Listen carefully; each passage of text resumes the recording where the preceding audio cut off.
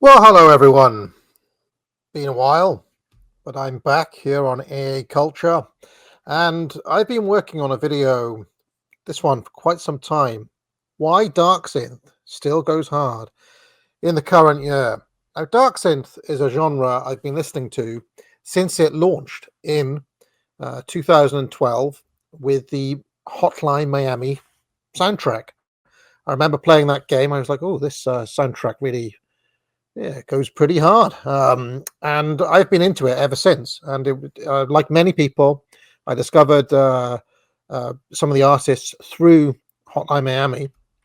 And in this video, I'm going to be providing a comprehensive guide to Darksynth. I've been into this, as I said, for over a decade now. And when I got the feeling I wanted to make this video, and then I started to have a look around for a bit of information, and turns out there's almost nothing out there. Very few guides, very few, almost no coverage in mainstream music press. I searched Pitchfork for Darksynth, zero results for Carpenter Brute on there as well. And as ever, on the internet, if something doesn't exist, you have to make it yourself. So I'm going to put together this resource for anybody else who's looking for info on Darksynth. So I'm going to start out by defining what is Darksynth, talk about where it came from a little bit. I have devised something called a Darksynth compass, with which we're going to be able to plot any Darksynth artist on my compass. So that should be fun for fans of the genre. I'm going to be looking at the origins of Darksynth. I'm going to be highlighting the so-called Big Four, that is the four main pioneers of Darksynth. I'm going to look at some of the record labels, the two main record labels that existed. We're going to have a look at some other key Darksynth artists, and this is pretty thorough. This is going to be a long video, so if you're into this should be a treat, because basically nothing like this exists anywhere, and I've searched high and low. Then I'm going to plot all the artists on the compass, and finally I'm going to pick out my top 10 albums, and along the way I'm going to be playing some Darksynth tracks, although which ones I'm not sure yet, because they all have to pass copyright. So it's possible I may chop and change in post-production depending on what YouTube says when it comes to this. But anyway, without further ado, let's make a start here. Because what is Darksynth? Well, it's really a electronic genre that came about, like I said, around 2012, and it came out of the big synthwave scene. Do you remember there was that whole outrun retro wave aesthetic thing that was going on at that time? Very big on the 1980s, and Darksynth really started bringing in other influences and pushing it in a harder direction. Probably the number one thing I would say about Darksynth is what I've got in the top left there, the feeling of being attacked by a tiger. There's this particular, I don't know if you call it a guitar synth sound, but there's this kind of very specific sound in Darksynth. I'm not quite sure what the technical name for it is, but it always reminds me of something like a tiger or a panther growling and slashing at you. I'll play a track which I think showcases this quite well soon, even though it's not by a Darksynth artist, to show you what I mean. Then we've got some 1980s in there in general. Although the 1980s retro kind of nostalgia thing, I would say, is toned down. In synthwave, it's very much to the forefront, dialed up. In Darksynth, it's simply kind of in the background or where it comes from. Another very big influence is John Carpenter, specifically his 1980s horror soundtracks. Then we've got hardcore techno, possibly even dubstep. As we'll talk about soon, a lot of the original Darksynth artists come from France, so French techno is quite a big influence. Cyberpunk is a very large strain, certainly in the aesthetics, the themes, and so on. Cyberpunk is ever present. There's electro-industrial, which is also an influence as distinct from techno. I mean, that's more of your kind of industrial or even noise music comes in, especially as we follow the trajectory that Darksynth has taken. Electro-industrial has come more to the fore in recent years. Horror is a large part of Darksynth. A lot of the artists have kind of culty, almost satanic themes, sometimes overtly satanic themes that they're very fond of for some reason. And metal is also, a lot of these Darksynth artists were metal fans or even came from a metal background.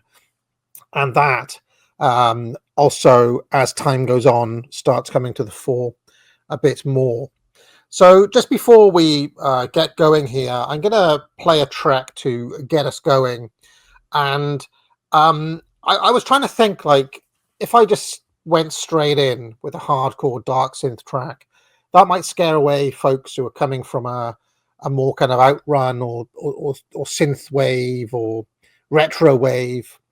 So I was looking for a track that kind of transitions. I want to take us on a bit of a journey here and get progressively more and more hardcore. So by the very end of this video, I'm just going to be playing straight up aggressive bangers, okay? But I think to get us going, the perfect track is not actually one by someone who's associated with Darksynth. That is Robert Parker's Rock and Roll. I think this song, well, it's got that tiger sound I was talking about. And listen to it. You'll see it transition us from 80s synthwave right into Darksynth. So let's take a listen to this, and when we come back, I'm going to continue my guide.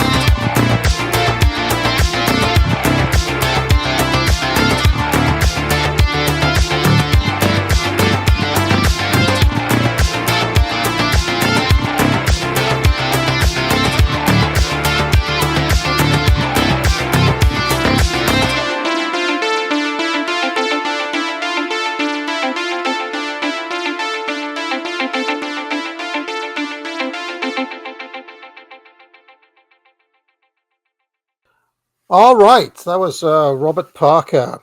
So here we are with my all new patented Darksynth compass. You know, like you have the political compass. This is the Darksynth compass because Darksynth, it became very popular. I would say in the middle of the 2010s. It's not dead, but it's kind of been on the decline. I would say since about 2020. I would argue it had its high point 2017, 2018, 2019, something like that.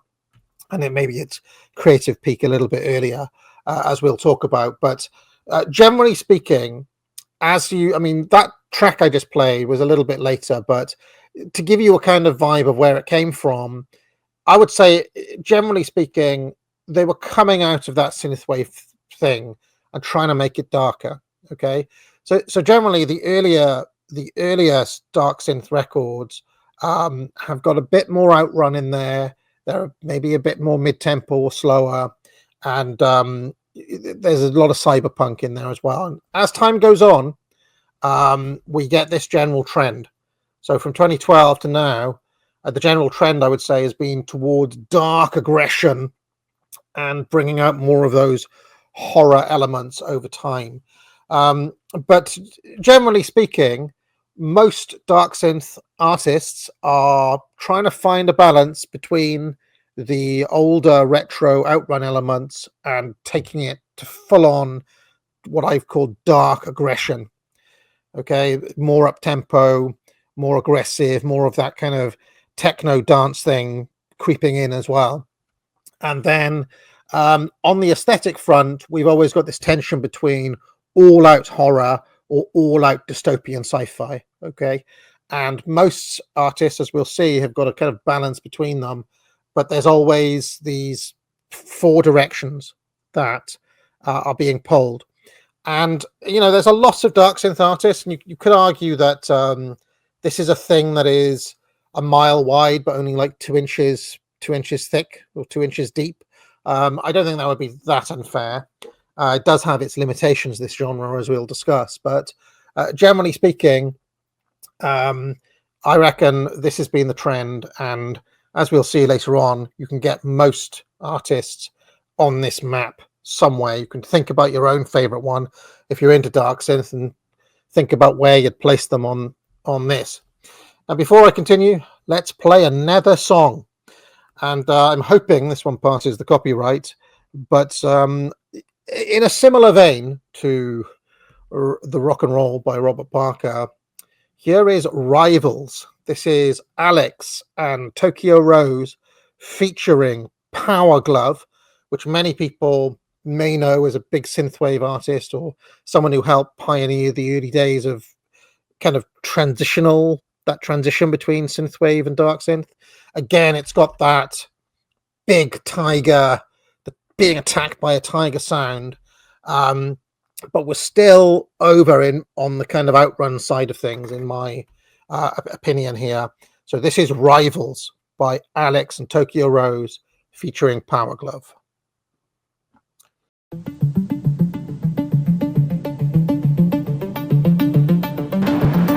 Let's do it.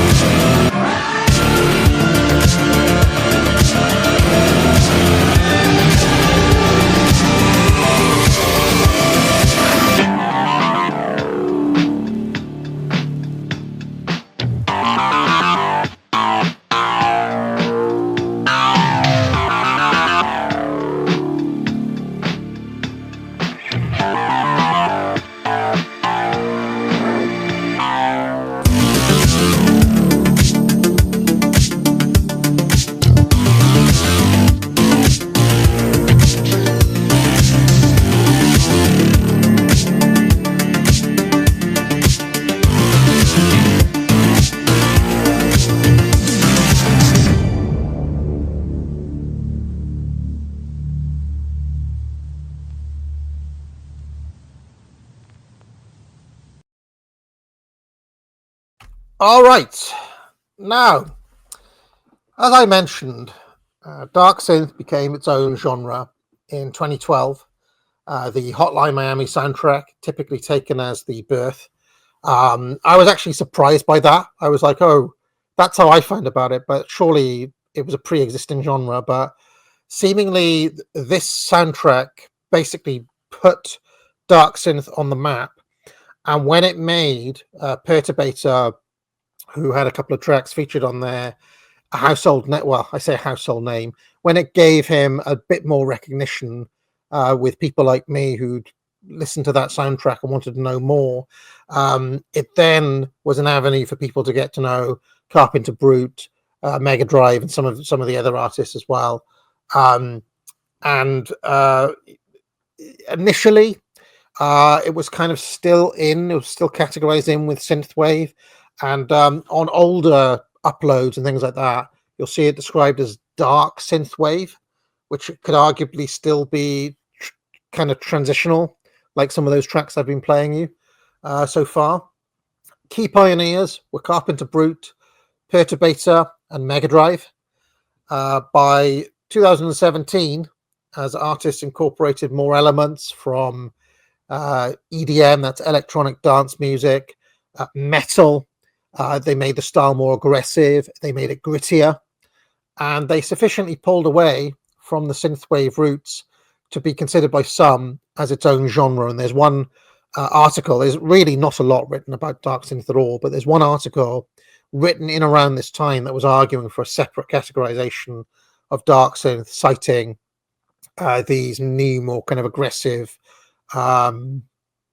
style that the most of the dark synth guys were going for at that time. Now, despite being very popular, and some of these songs have got millions of views on YouTube, and when I said on Twitter I was making this, quite a few people were like, "Oh, well, I'm into dark synth too," and I've been into it, for a decade. Like I said, it's basically being completely underground. Chiefly, it's almost exclusively a Bandcamp phenomenon. And there are kind of compilations on YouTube. That's how I got to know most of the dark synth artists I'm going to talk about, was watching playlists that people have put together on YouTube. And really, there's not a lot of information out there. Most of these artists don't have Wikipedia pages. There is a kind of fan-made wiki, but there's basically no info on there. There are very few interviews given by any of the artists, like almost no mainstream coverage. Guardian doesn't want to know, Pitchfork don't want to know. It really doesn't get much mainstream play at all, which surprises me, given how popular this genre has been. I would say it's been on the wane for the past couple of years, but certainly 4 or 5 years ago, this genre was big, especially among gamers and you know, just people online in general. And I think that the kind of record labels and so on missed the boat on this. Had these guys been around in the 90s or any other time, really, they would have been signed up. They would have been huge stars. But nothing. And I was reading about, some of these guys, and they're just like young guys. Some of them work like in a warehouse and put out this music in their spare time and so on. I think a lot of them play clubs as DJs. Some of them do kind of live gigs here and there, but really it's not as big as it should be. And me making this is kind of retroactively, I guess. It's too late now, really. Kind of trying to at least put some information out there. There were further game soundtracks that helped put this on the map. There was Hotline Miami 2, which Carpenter Brute was part of. That had a banging soundtrack. This middle game here is a game I've never played. It's the only time I have been into a game soundtrack and never played the game. The game is called Fury, Furi, but I swear that is one of the best game soundtracks of all time. Arguably better than the Mega Man 2 soundtrack. That's how good it is.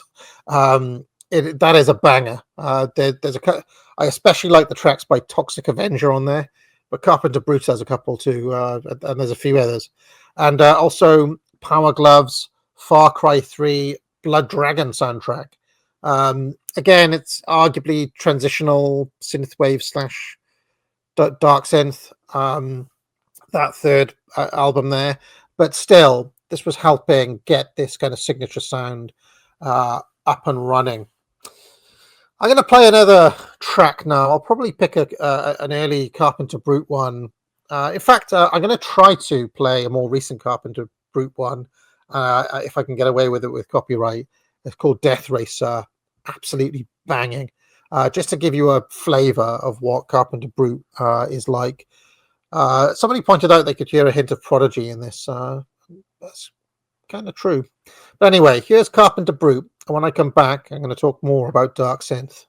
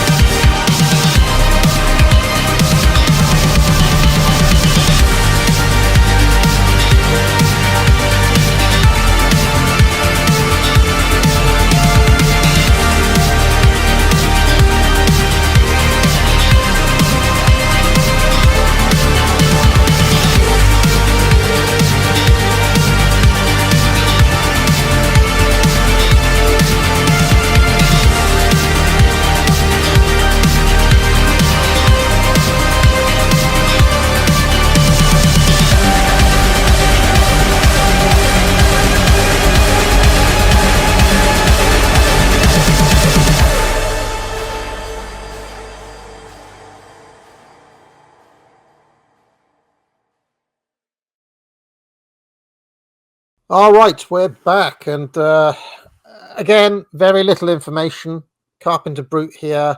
I found this interview, which was in French, and really, he didn't say a lot. One of the things he said is that you don't need to go too far. I don't convey any message with Carpenter Brute. It's not politicized. I just do awesome stuff because we're living in a shitty world, and let me like what I want to like. And this is kind of in the if there's a aesthetic of Darksynth, I was just say it just kicks ass.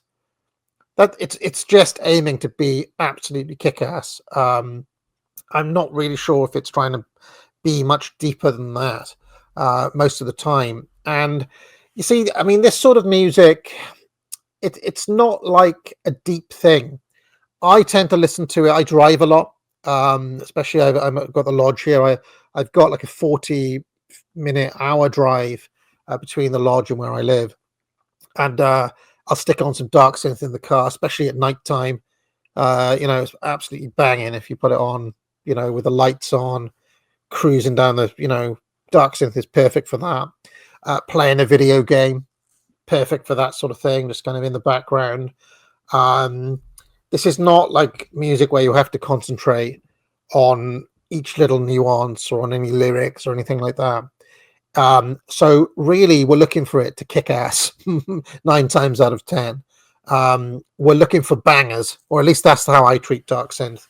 And generally speaking, I would say that it's fair that whenever the Darksynth artists have tried to get more artsy or tried to like evolve it, or it's generally not worked. There's been times where they've added vocals, they've tried to slow it down, they've tried to be a bit more expressive and so on, and typically those experiments, I think, have not done well.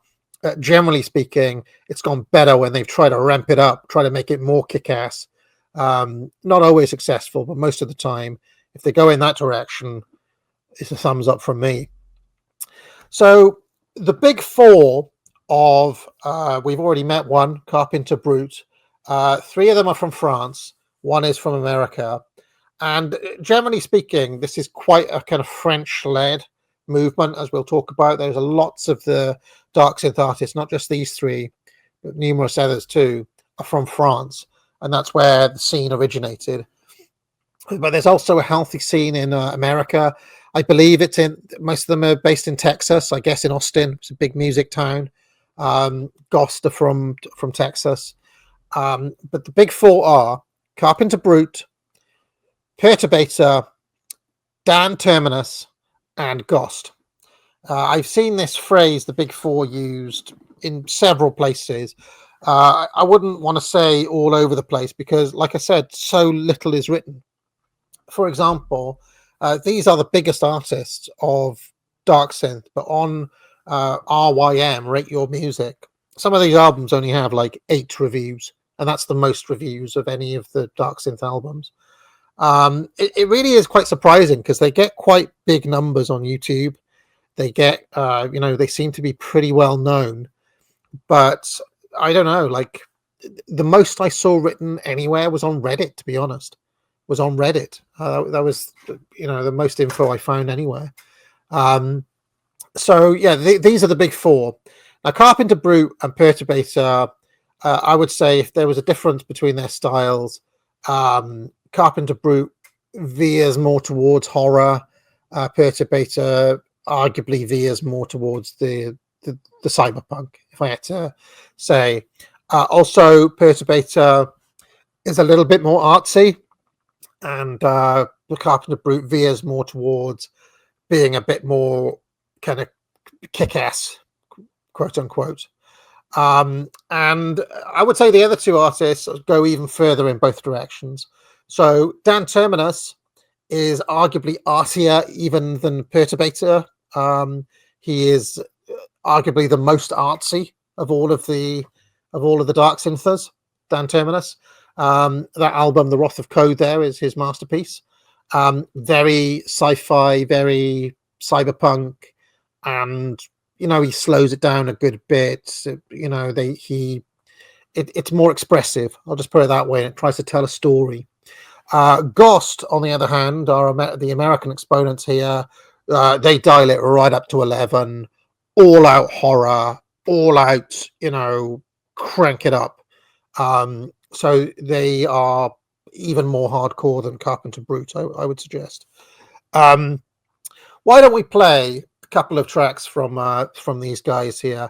I talked about Ghost. Why don't I play a kick-ass tune from Ghost? This is let's have a look which one I'll play. In fact, I seem to remember a neat thing to do.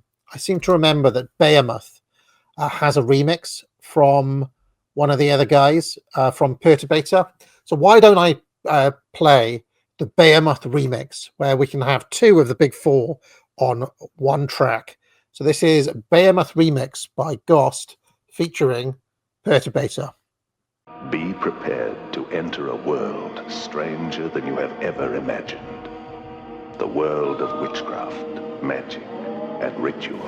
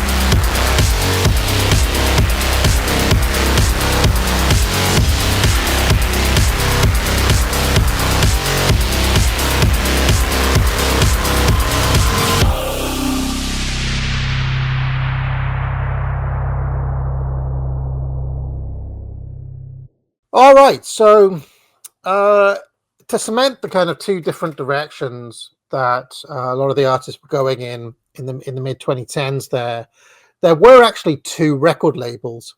Like I said, it was really a Bandcamp phenomena, uh, buttressed by YouTube. Those are the two places you'll be able to find most of these artists.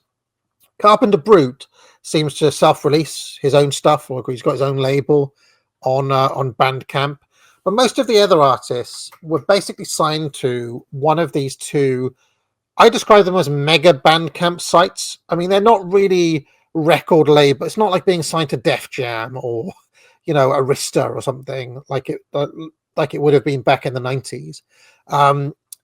These are still basically independent labels.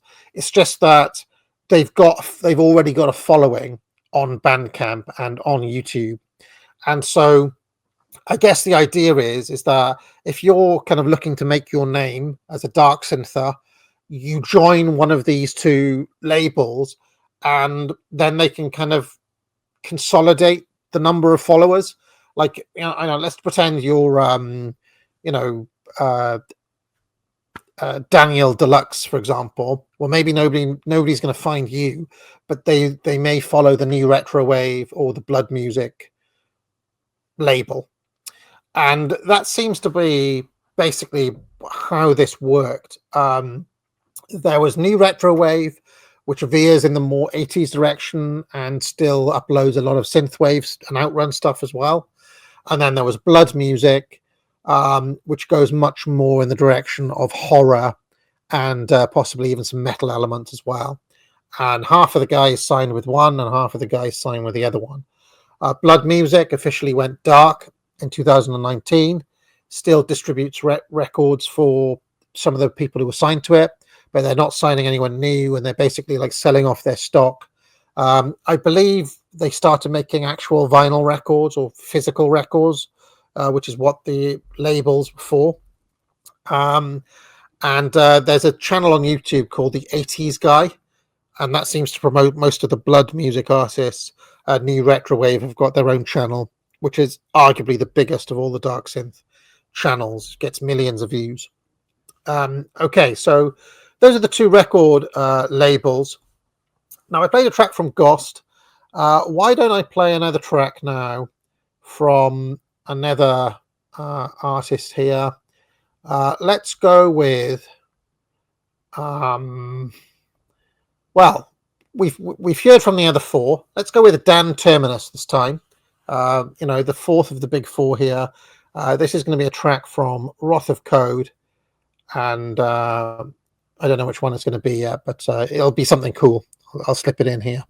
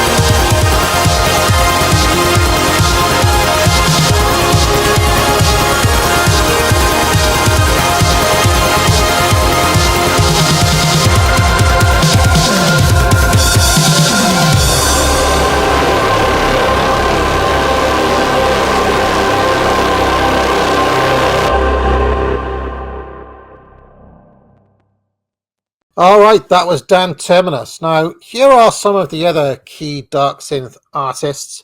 And like I said, this scene started in France. Perturbator, Dan Terminus, and Carpenter Brut are all French.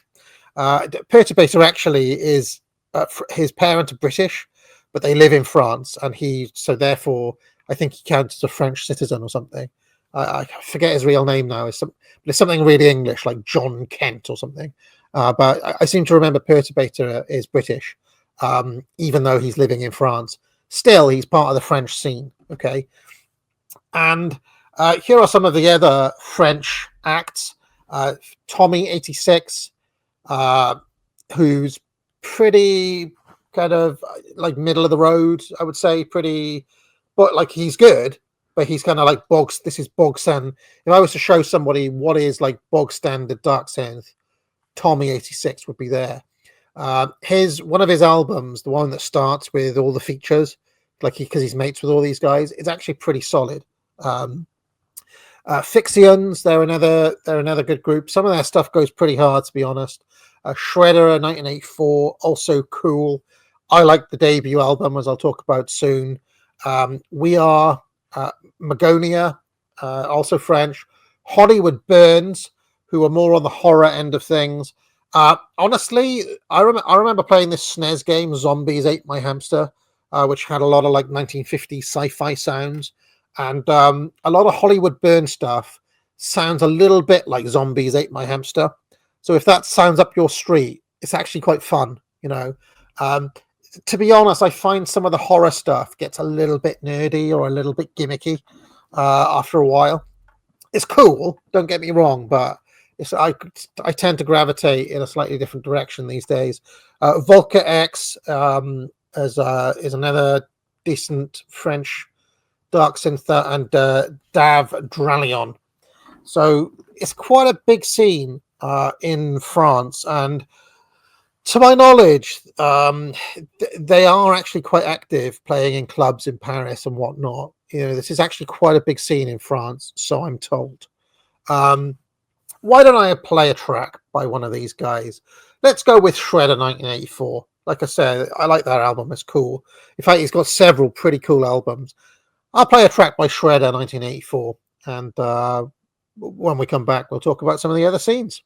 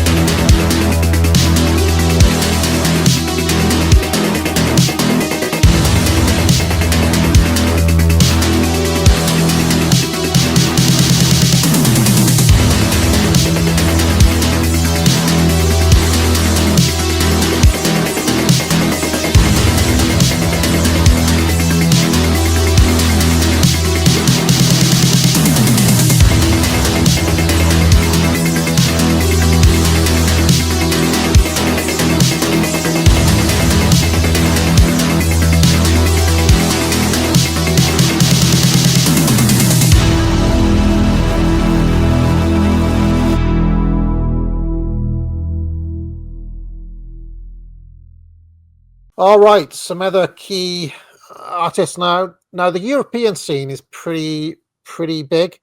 It seems like there's a scene in Russia. Daniel Deluxe, I think, is from Scandinavia.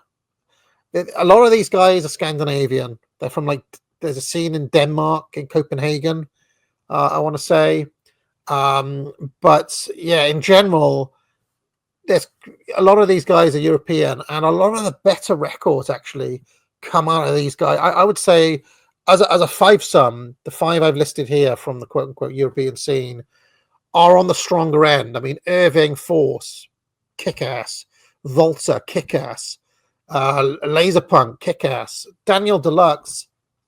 Um, I would argue is probably like the archetypical, like he doesn't do anything outrageously innovative or flashy or whatever. But if I wanted to show, almost like Tommy 86, if I wanted to show someone this is Darksynth, that album Corruptor by Daniel Deluxe would be the one to stick on. Daniel Deluxe is like very generic, sounds like a harsh word, but he's like defines the genre. He's not doing anything new. He's just kind of refining it, you know. And Master Boot Record, I mean, he's a kind of mad genius. He sounds like kind of imagine if you trapped JS Bach in a computer, you know, in your kind of in the mainframe of your computer. You know, you lock a kind of classical composer, and then maybe you throw like a metal singer in there as well, like some you throw a metal head in there. It's kind of kick-ass. In fact, why don't I play a song by Master Boot Records so you know what I'm talking about, because it is a little bit different.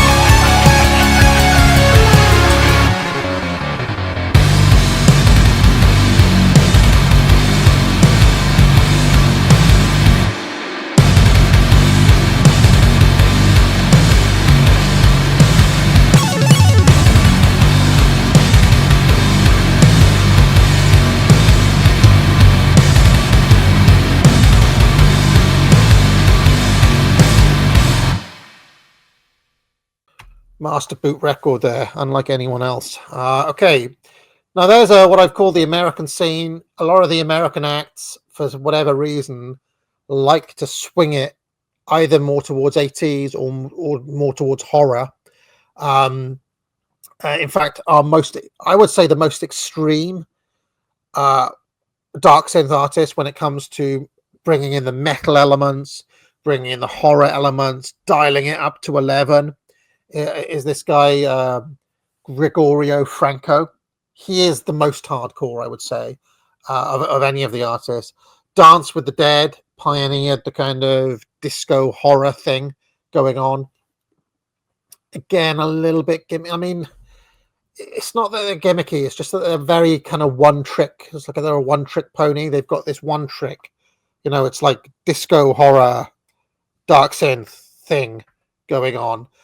Judge Bitch are Canadian, is Canadian, but they were pretty good. Like that album Viper was one of the early Pioneer albums, so I've stuck it in there.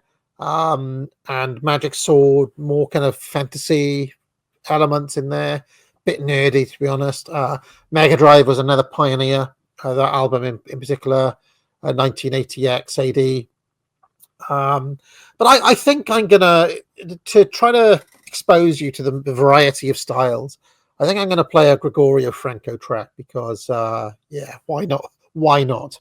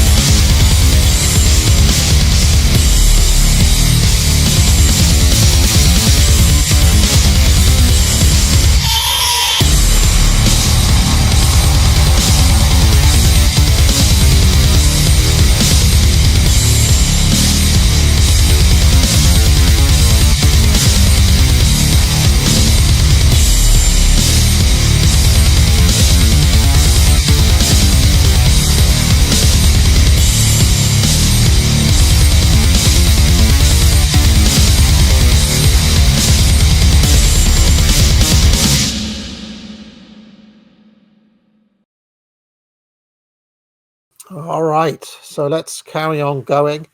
There's a British scene. There's Alex and Tokyo Rose, I've already played a track from them. Alex is from Manchester. I was surprised to learn. Dead Life. He was the one. I read an interview with Dead Life where he mentioned that he works in a warehouse, and like he's surprised that people like his music and things like that. So, Dead Life, I would say, is more like he's more on the kind of ethereal end. He tries to bring in more melody. He's gone in a more like emo-y direction, if that makes any sounds odd, but he's kind of, I would say, if there's like a goth dark synth or an emo dark synth, whatever Dark Life has been doing past few years is in that direction. Occam's Razor is another one. Cool name, Occam's Razor. He's got this trilogy of like satanic albums, of which probably the best is the one I've pictured here, Ascension. And there's Electric Dragon, who are a bit like Magic Sword, a bit on the nerdier fantasy end. But they've got some kick-ass stuff as well. I mean, Dead Life is pretty unique, I would say. Maybe I was making him sound like he's like some of his earlier stuff goes hard. Maybe I'm going to play a Dead Life track because I like the idea that he's like working a shift in his warehouse if he still works there, and he happens to catch this video on YouTube and watches it. I just love that idea. So I'm going to play a track by Dead Life, and when we come back, I'm going to introduce you to even more dark synth artists. I bet you didn't think that the scene was as big as this, did you? To be honest, I didn't even think that, and I've been listening to these guys for a long time.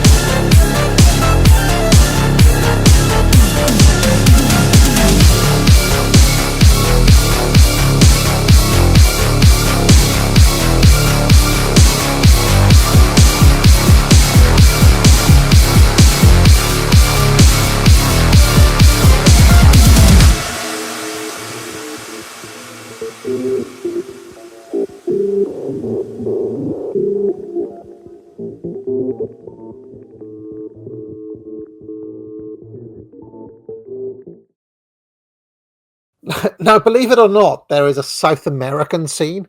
I mean, I say that Masked is based in Argentina, and King Stephen, I forget exactly where, but he's South American as well.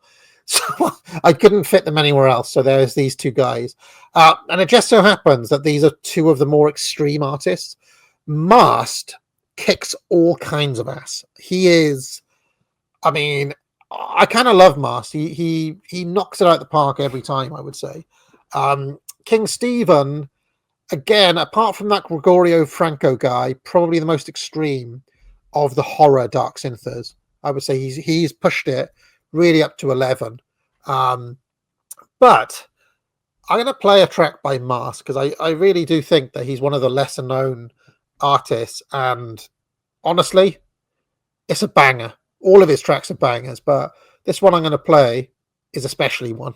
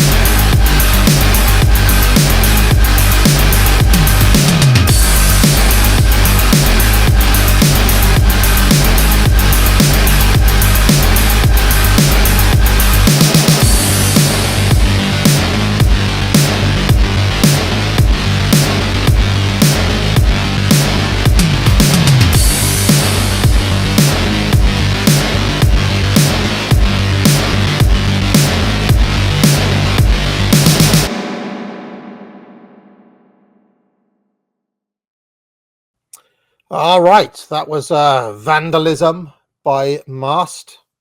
Awesome song. And now we've got to the time where I'm going to reveal my Darksynth compass, where I've plotted all of the artists I've just talked you through onto the compass. And as you can see, all the way on the top left, we've got Mega Drive, who's more on the Outrun cyberpunk end. Bottom left, we've got Dance with the Dead, who are like horror disco, right?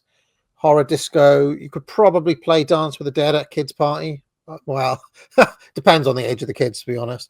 And then top right, we've got Irving Force, all out dark aggression, but with a sci-fi edge. Bottom right, we've got Gregorio Franco, who I would say is the most extreme on the horror dark aggression edge, veering on death metal at times. Gregorio Franco. I've put the big four in different colors, as you can see. Dan Terminus is definitely top left quadrant. Carpenter Brute and Goss, bottom right quadrant. Perturbator is top right quadrant, arguably, although close to the sensible center. Daniel Deluxe, I say, is the... I mean, I don't mean this as a diss on Daniel Deluxe when I say he's like the most generic or the most sent, but if you listen to him, there's nothing else to describe it but this is Darksynth. Right, with all of the others, you say, oh, well, this is veering more towards cyberpunk, or this is more horrorish, or this is more like, you know, more of the retro wave vibe. Daniel Deluxe, he is the dead sensible center of Darksynth. And in fact, to demonstrate what I'm talking about, why don't I play a track by Daniel Deluxe? This is Soul Siphon. What I like about this is the fact that it's kind of so devoid of ideas. There is absolutely zero attempt to do anything but make this. I mean, it's just retarded. I just like, it's just kind of like, yeah, I'm gonna ramp it up all the way to 11. All of the, like, you want this to bang, let's make it bang. It's just retarded. I love it. So here's Daniel Deluxe, Soul Siphon. When I come back, I'm going to give you my top 10 Darksynth albums.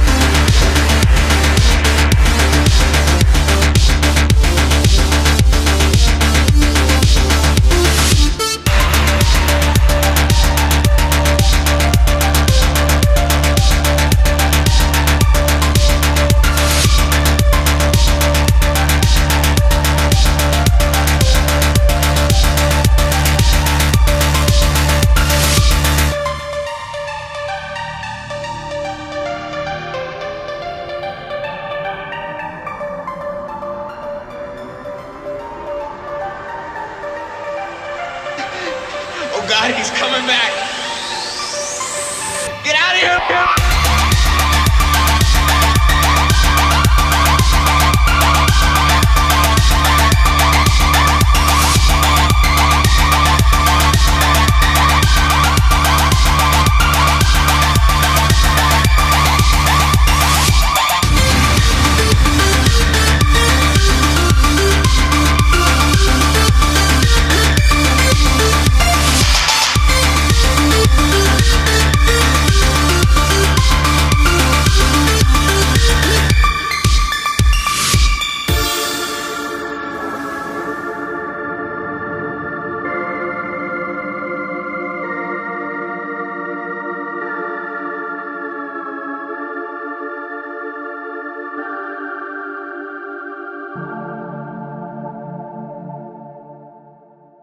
All right, Soul Siphon.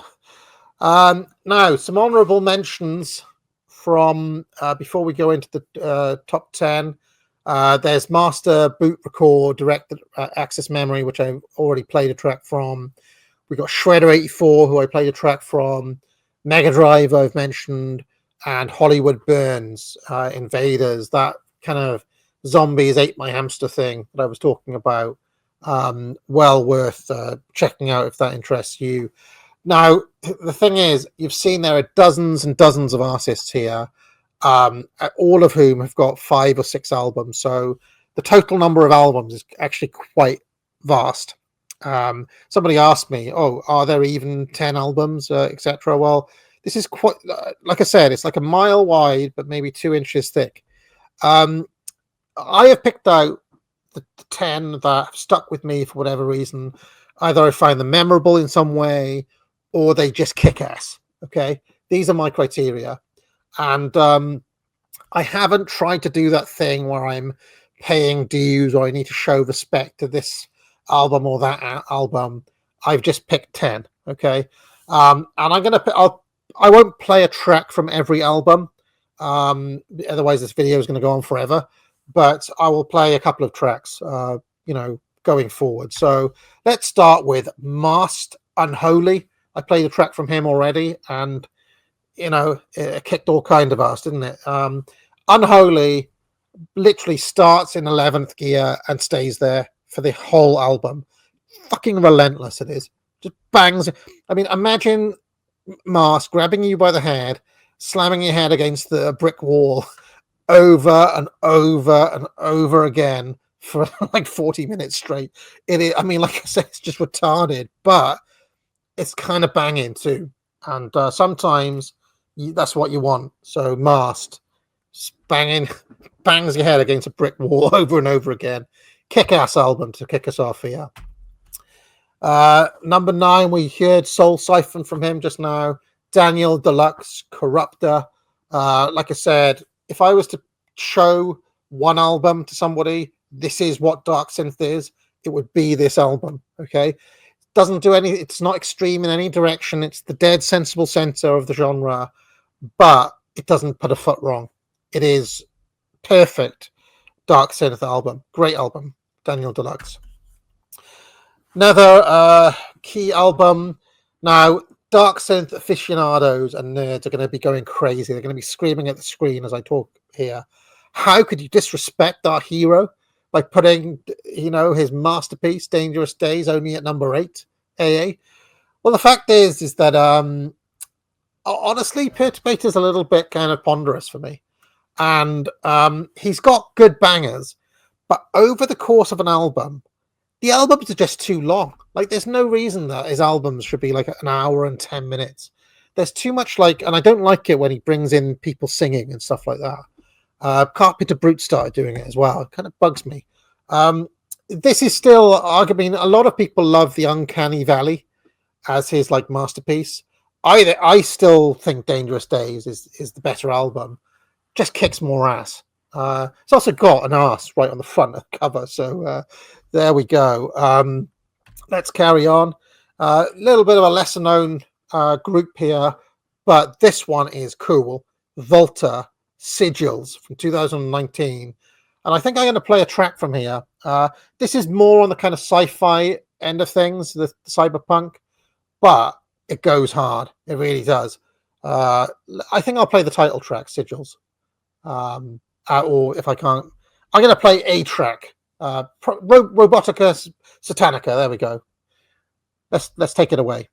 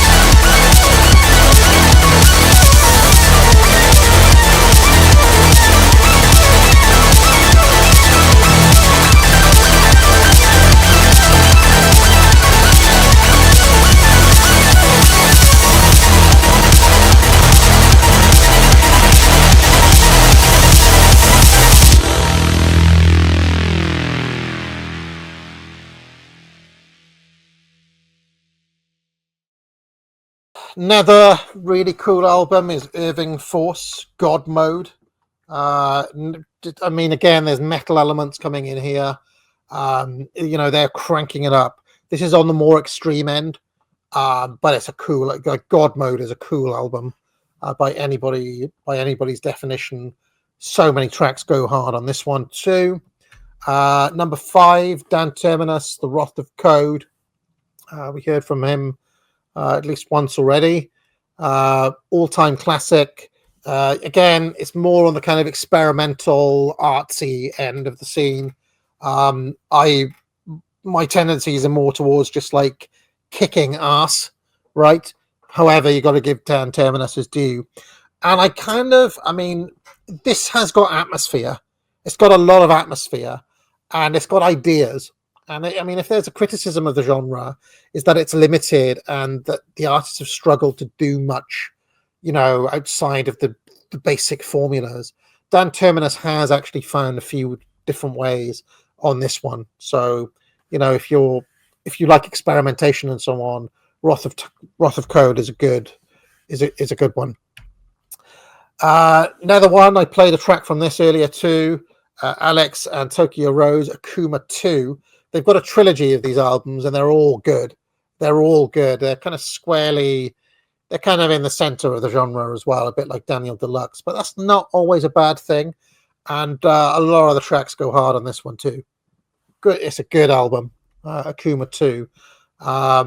It got a decent play as well, I seem to recall when it came out. Yeah, I've never quite understood like if Alex and Tokyo Rose are like two separate artists. I've never listened to any of their solo stuff. It's always been Alex and Tokyo Rose together like this. Third, number 3 album, and this is pretty high praise, putting it at number 3, but honestly, this one, Death and Glory, is one of the very best of the Darksynth albums. This genre, you could say it was quite short-lived. I mean, you say it was short-lived, but if you compare it to something like glam rock was kind of like started in 1970, was done and dusted by 74, and everybody moved on, right? So considering it came out in 2012, it's 2025 now, right? I mean, it'd be like people still doing glam rock in 1980 or something, or 1985 even. So, these guys have stuck around for quite a while at this time.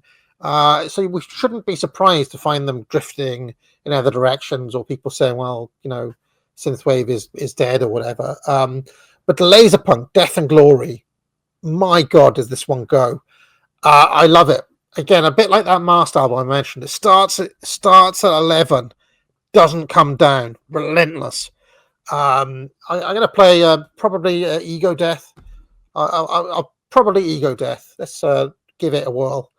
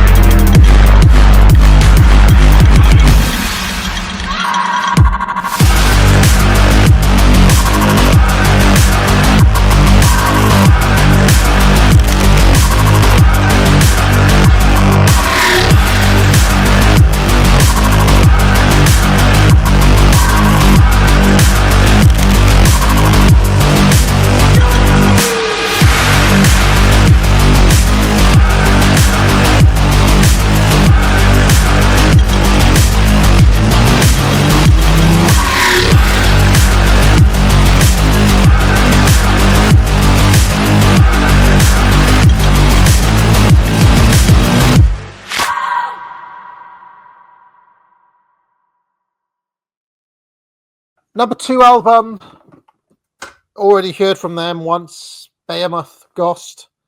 This, I think, took the genre in a more aggressive direction and show what it could be.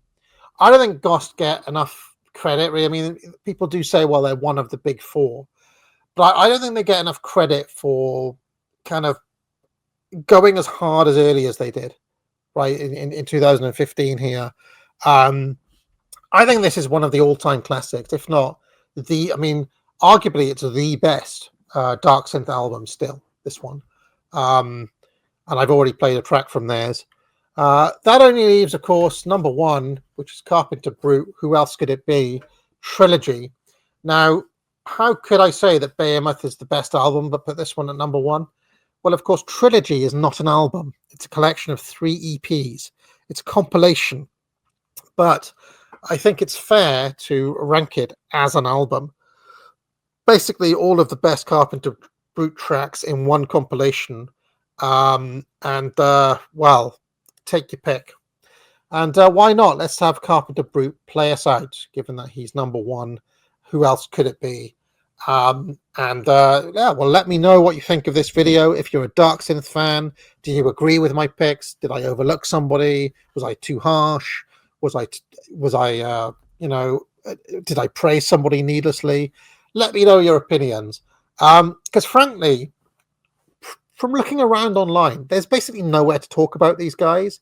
There's no discussion of them. There is no conversation, really. And there hasn't been for the past decade, which is very surprising, given how popular all of these guys are.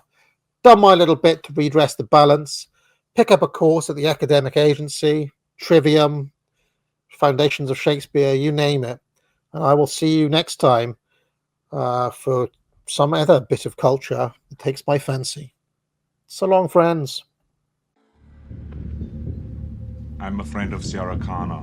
I was told that she's here. Could I see her, please? No, can't see her. She's making a statement. Where is she? Look, it may take a while. You want to wait? There's a bench over there.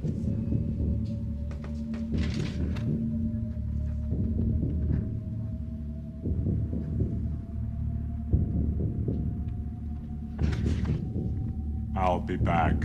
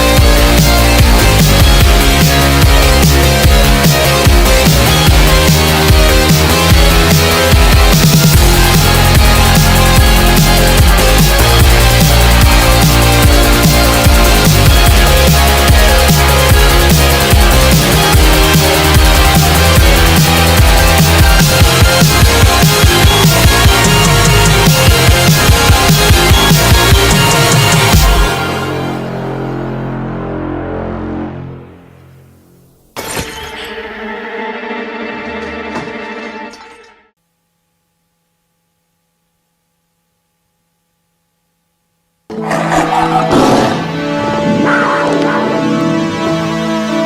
80s you wish you could remember. Nero 77. If you liked this video, be sure to like and subscribe. You can join the channel for thousands of hours of past shows in the archive and hundreds of videos. If you have any questions, you can leave a super chat or a super thanks, and I'll be sure to pick it up during my weekly office hours, which run every Tuesday afternoon. I also provide courses at the academic agency, which I encourage people to buy. Thousands of students now have taken the Trivium to improve their skills in writing, logic and rhetoric. Just 3 of many courses available. Buy it now. But most importantly of all, friends, get out.